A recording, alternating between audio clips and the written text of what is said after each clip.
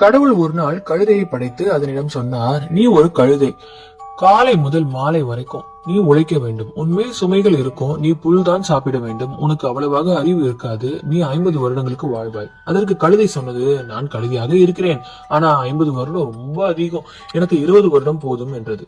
கடவுள் கழுதையின் ஆசையை நிறைவேற்றினார். அடுத்து ஒரு நாயை படைத்து அதனிடம் சொன்னார், நீ மனிதனின் வீட்டை காக்கும் காவலன். அவனுடைய அன்பு தோழனாக இருப்பாய். மனிதன் உண்ட பிறகு உனக்கு கொடுப்பான். நீ 30 வருடங்களுக்கு வாழ்வாய் என்று.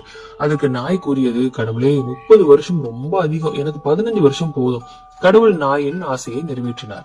அடுத்து கடவுள் குரங்கை படைத்து அதனிடம் சொன்னார், நீ ஒரு குரங்கு. மரத்திற்கு மரம் தாவ வேண்டும். ஒரு வித்தைகள் காட்டி மற்றவர்களுக்கு மகிழ வைப்பாய்.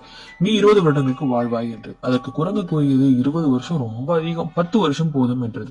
கடவுளும் குரங்கின் ஆசையை நிறைவேற்றினார். கடைசியாக மனிதனை படைத்து அவனிடம் சொன்னார், நீ ஒரு மனிதன். உலகில் உள்ள 6 அறிவு ஜீவன் நீ மட்டுமே. உன் அறிவை கொண்டு மற்ற மிருகங்களை ஆட்சி செய்வாய். உலகமே உன் கையில். நீ 20 வருடங்களுக்கு வாழ்வாய் என்று. அதுக்கு மனிதன் கூறினான், 20 வருடம் ரொம்ப குறைவு. கழுதை வேண்டாம் என்ற 30 வருடங்களையும், நாய் வேண்டாம் என்ற 15 வருடங்களையும், குரங்கு வேண்டாம் என்ற 10 வருடங்களையும் எனக்கு கொடுத்துவிடு.